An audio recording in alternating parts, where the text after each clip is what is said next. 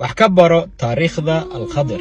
maalin maalmaha ka mid ah ayaa Nabi Muuse calayhi salaam wuxuu u khudbeeyay reer bani Israa'iil khudbad aad u saameysay.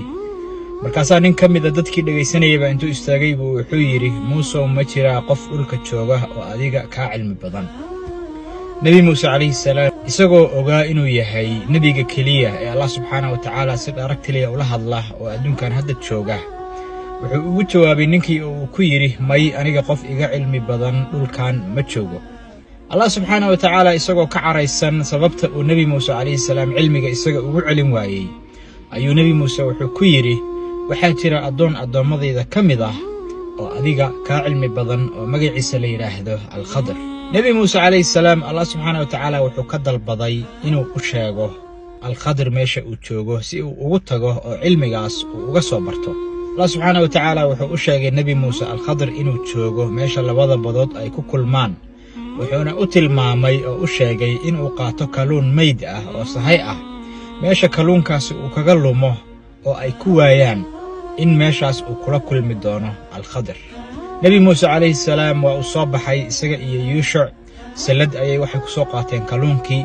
Yuushuc ayuu wuxuu kala dardaarmay in kaluunkaasi meesha uu kaga lumo uu u sheego sababtoo ah meeshaasi waa meesha al-Khadir ay kula kulmi doonaan. say u socdeen ayay waxay yimaadeen oo ku nasteen dhagax weyn oo badda dhinaceeda ah oo xeebta ku yaala. dhagaxa waxaa ku ag yaala il biyo ay ka soo burqadaan oo lagu magacaabo biyaha nolosha, sababtoo ah waxaa la yidhi biyahaasi noolaha meydka ah oo ay qooyaan nafta ayaa ku soo noqon jirtay oo Allah subhanahu wa ta'ala baa nafta ku soo celin jiray. meeshii markii ay seexdeen ayaa Yuushuc baa wuxuu arkay biyihii oo ku soo faniinay saladii oo kaluunkii soo noolaaday oo badda intuu galay wadda ka samaystay. laakiin markii ay soo tooseen ayuu wuxuu ilaaway inuu Nabi Muuse calayhi salaam uu qisadii uga dhaco. xoogaa markii ay socdeen oo ay daaleen ayuu Nabi Muuse calayhi salaam wuxuu yiri kaluunkeenni iyo sahaydeennii inoo soo saar si aan u cuntayno waan daalnay. markaasuu Yuushuc u sheegay wuxuu ku yiri waan ilaaway oo shaydaan baa ilaa siiyay kaluunkii dhagaxii badda agteeda ahaa ee aan seexanay ayuu inooga lumay oo badda ayuu galay. Nabi Muuse calayhi salaam wuxuu yiri waaba intaan raadinaynay dib inoo celi. waddadiisii ayuu soo raacay wuxuuna yimid dhagaxii ay ku nasteen oo xeebta ku yaalay. Nabi Muuse calayhi salaam dhagaxii markii ay yimaadeen isaga iyo Yuushuc ayay waxay ugu yimaadeen al-Khadir oo meesha jiifa oo go' ku duduuban. markaasuu Nabi Muuse calayhi salaam al-Khadir salaamay oo wuxuu ku yiri assalaamu calaykum. al-Khadir baa la yaabay salaantaas oo wuxuu yiri meesha aad ka timid salaanta xagee laga isticmaalaa. markaasuu wuxuu ku yiri anigu waxaan ahay Nabi Muuse.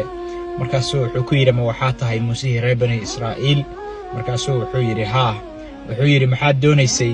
Nabi Muuse calayhi salaam wuxuu yiri waxaan rabaa inaan ka barto cilmiga Allah subhanahu wa ta'ala uu ku baray. al-Khadir wuxuu ugu jawaabay Nabi Muuse calayhi salaam in uusan awoodin oo uusan u sabri karin waxyaabaha uu samaynayo oo cilmiga asaga Allah subhanahu wa ta'ala uu baray iyo ka Nabi Muuse la baray ay kala duwan yihiin oo laba ay kala yihiin.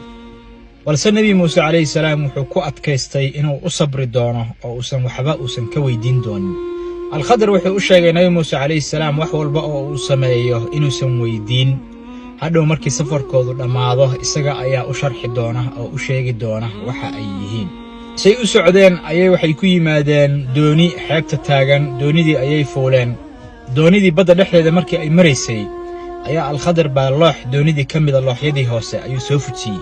Nabi Muuse calayhi salaam baa la yaabay wuxuu ku yiri doonta dadkan bilaashka kugu soo qaaday oo asxaanka kuu sameeyay doontooda alwaax ma waxaad uga soo fujisay in ay doontooda ay qarqoonto oo baddu ay liqdo. markaasuu al-Khadir u sheegay wuxuu ku yiri waan kuu sheegay waxyaabaha aan samayn doono uma dul qaadan kartid.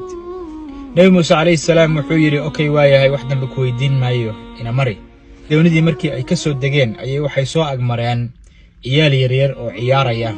al-Khadir baa ciyaalkii wiil yar oo ka mid ah intuu soo qabtay ayuu gowracay. Nabi Muuse calayhi salaam waxa uu ku yiri al-Khadir naf aan adiga waxba ka galabsan see xaq darro ugu dili kartaa. al-Khadir wuxuu ku yiri waan kuu sheegay waxyaabaha aan samaynayo uma adkaysan kartid. Nabi Muuse calayhi salaam wuxuu yiri wax dambe haddii aan ku weydiiyo halkaas ayay inagu kala dhammaatay oo meeshaas ayaan ku kala haraynaa. say u socdeen ayay waxay yimaadeen tuuladii ayay waxay ka dalbadeen dadkii joogay inay marti geliyaan.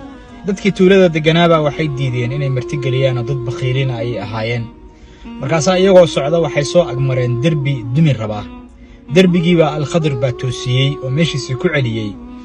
markaasuu nebi muuse calayhi salaam wuxuu yidhi, derbigan aad bilaashka ugu toosisay lacag baad ka qaadan lahayd dadkan diiday inay ina martigeliyaan, kadibna cunto iyo sahay baan ku iibsan lahayn. alkhadir markaasuu wuxuu ku yidhi, waa meeshii aan ku kala hari lahayn, ilaan shardigaa wuxuu ahaa su'aal dambe haddii aan ku weydiiyo halkaas ayaan kaaga harayaa. wuxuu ku yidhi, waxyaabihii aan soo sameeyey oo dhan ayaan kuu micnaynayaa oon kuu fasirayaa. wuxuu yidhi, doonidii looxa aan ka soo fujiyey waxaa ka horreeyey oo meesha ay ku xirato joogay nin boqor ah oo dooni walba oo wanaagsan la wareega.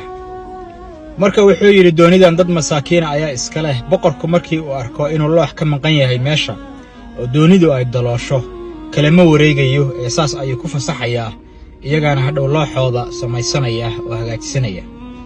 wuxuu yidhi, wiilkii yaraaye aan gowracay hadhow markii uu weynaado wuxuu noqon lahaa gaal, waalidkiisna wuu ku caasii lahaa. allah subxaana wa tacaalaa wuxuu doonay in uu ugu beddelo awlaad isaga ka khayr badan. wuxuu yidhi, derbigii aan toosiyey waxaa hoostiisa ku duugnaa kanzi iyo treasure ay iska leeyihiin laba wiil oo agoommo ah. allah subxaana wa tacaalaa wuxuu doonay in ay awood yeeshaan oo ay qaangaaraan, oo iyagu hadhow markay weynaadaan ay la soo baxaan hantida meeshaas ugu duugan. wax walba oo aan samaynayeyna wax aniga iga yimid ma aha, ee waxay ahaayeen wax allah subxaana wa tacaalaa uu ii waxyooday oo uu i amray inaan sameeyo. alkhadir iyo nebi muuse calayhi salaam halkaas ayay ku kala hareen. alkhadir waxaa lagu muransan yahay ma nebi buu ahaa mise nebi ma aha, laakiin sida saxda ah alkhadir wuxuu ahaa nebi aanan la soo dirin.